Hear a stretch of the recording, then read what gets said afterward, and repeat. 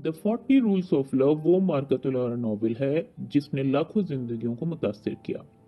साल 2009 में शाये होने वाले इस नॉवल की मुसन्निफा मोहतरमा एलिफ शफक का ताल्लुक तुर्की से है। इस नॉवल की इशाअत 40 से ज़ायद ज़ुबानों में हुई है और ऑनलाइन इससे मुस्तफ़ीद होने वाले अफराद की तादाद का तो कोई शुमार ही नहीं है। नवंबर 2019 में बीबीसी न्यूज़ ने इस नॉवल को 100 मोस्ट इन्फ्लुएंशियल नॉवेल्स में शामिल किया है। उर्दू समझने वाले सामीन के लिए इस नॉवल को इस इरादे के साथ पेश किया जा रहा है कि यह नॉवल उनकी जिंदगियों में मुस्बत तब्दीली लाएगा। हम इस नॉवल की सिर्फ मरकजी कहानी पेश कर रहे हैं। इस नॉवल में दो दरियाओं यानी मौलाना जलालुद्दीन रूमी और सूफी दरवेश शम्स तबरेज के मिलने और एक होकर हुब्बे इलाही के समंदर की तरफ बहने की अक्कासी की गई है। ये ऑडियो सीरीज मोहतरमा हुमा अनवर के तर्जुमे 40 चिराग इश्क के से माखूज है। किस्त नंबर 9। मकतूब बगदाद से कैसरी 29 सितंबर 1243 ईस्वी। बिस्मिल्लाहिर्रहमानिर्रहीम। ब्रदर सैयद बुरहानुद्दीन, अस्सलामु अलैकुम व रहमतुल्लाह। आपका ख़त मौसूल होने पर और ये जानकर मुझे बेहद मुसर्रत हुई कि आप आज भी राह मोहब्बत पर कायम हैं। ताहम आपके ख़त ने मुझे गोमगो के आलम में डाल दिया, क्योंकि जैसे ही मुझे ये मालूम हुआ कि आप रूमी के रफ़ीक की तलाश में हैं, मैं उसी वक्त जान गया कि आप किसकी बात कर रहे हैं।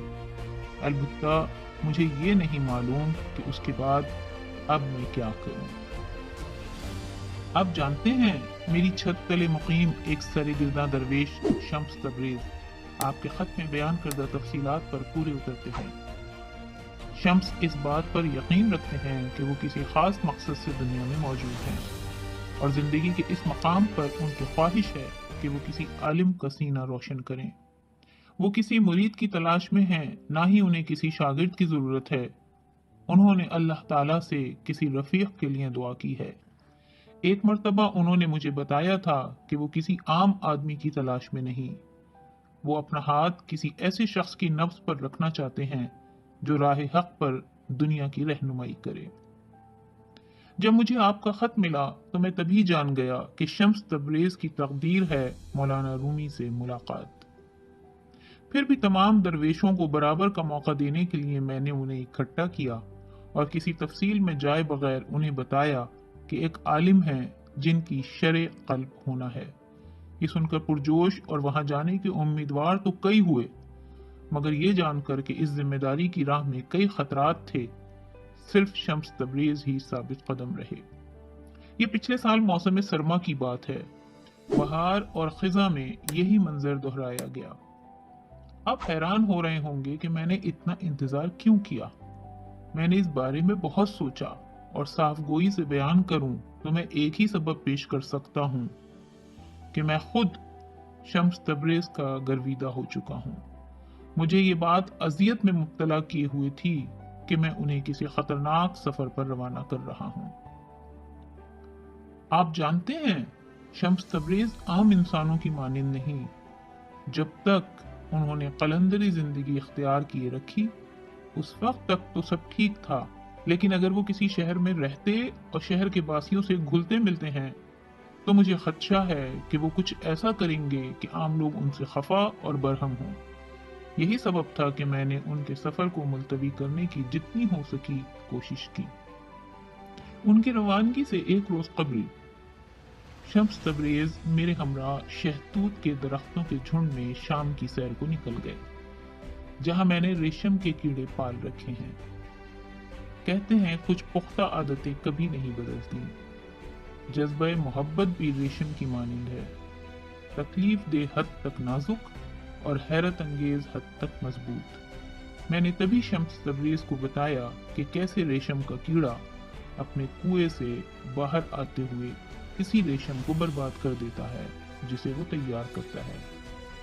यही वजह है कि काश्तकार को रेशम के कीड़े या रेशम में से किसी एक का इंतखाब करना होता है। बेशतर औकात वो रेशम को बचाने के लिए कुएं में मौजूद रेशम के कीड़े को मार देते हैं। एक रेशमी रुमाल बनाने में रेशम के हजारों कीड़ों की जिंदगियां सर्फ होती हैं। शाम ढल रही थी, खुनक हवा चलने लगी और मैं कपकपा गया। बुढ़ापे में सर्दी कुछ ज्यादा महसूस होती है, लेकिन मैं आगाह था कि मैं सर्दी के बाइस नहीं कपकपाया था। सबब यह था कि मुझे इदराक हो गया कि यह आखिरी मर्तबा है कि शम्स तबरेज मेरे बाग में खड़े हैं। हम दोबारा एक दूसरे से कभी नहीं मिलेंगे, इस दुनिया में तो नहीं। शम्स तबरेज भी इस हकीकत को महसूस कर चुके थे, क्योंकि उनकी आंखों में अब अफसुर्दगी थी। अगले रोज पौ फटते ही शम्स तबरेज मेरी दस्त बोसी के लिए आए और मुझसे दुआ चाही। मुझे ये देखकर हैरत हुई कि उन्होंने अपने लंबे स्याह बाल और रेश मूंड ली थी। इसका सबब उन्होंने बताया, ना ही मैंने पूछा। रवानगी से कबल शम्स तबरेज ने कहा कि इस दास्तान में उनका किरदार रेशम के कीड़े से मुशाबिह था। वो और रूमी इश्क हकीकी के खौल में बंद होंगे और जब वक्त मुकम्मल हो जाएगा और रेशम बुना जाएगा तभी बाहर आएंगे। लेकिन अंजाम कार रेशम को बाकी रहना था और रेशम के कीड़े को फना हो जाना था।